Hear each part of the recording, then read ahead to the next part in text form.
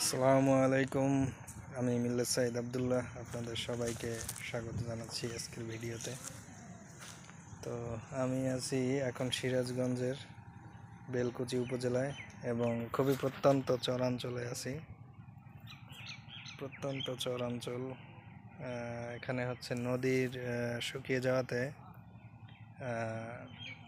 আমরা বাইকে করে আসতে পেরেছি, কিন্তু যখন বর্ষাকাল থাকে তখন পানিতে একেবারে টইটুম্বুর থাকে, সব নদী ভরপুর থাকে, তখন কিন্তু নৌকা ছাড়া আর কোনো অপশন থাকে না।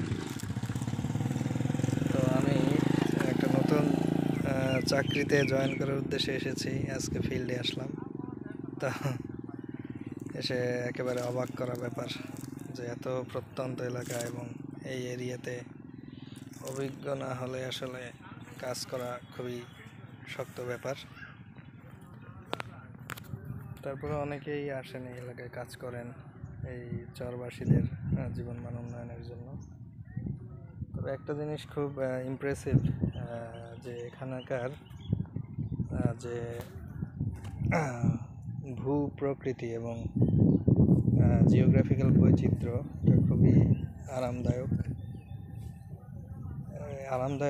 এই সেন্সে যে শহরের দূষিত বাতাস এখানে নেই, কাম অ্যান্ড কোয়াইট, এবং যতদূর চোখ যায় সবুজ ধান ক্ষেত, বাতাসটা অনেক সুদিং, মানে অক্সিজেনের যে একটা ক্লিয়ার অক্সিজেনের যে একটা ফিলিং, সেই ফিলিংটা আপনি এখানে পাবেন। তো বড় পুকুরিয়া নামে একটা নদী আছে সামনে, আর এইদিকেও আছে। তো সেই নদীগুলো পার হয়ে কিন্তু আমরা বাইক দিয়ে, যেহেতু শুকনো নদীতে পানি নেই, আমরা বাইক দিয়ে সেই নদীগুলো পার হয়ে এসেছি। খুব ইউনিক জীব বৈচিত্র্য এখানে।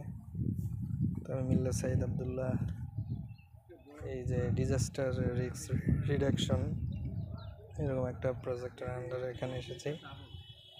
তো আপনাদের সবাইকে ধন্যবাদ জানিয়ে আমি আজকের ব্লগ শেষ করছি।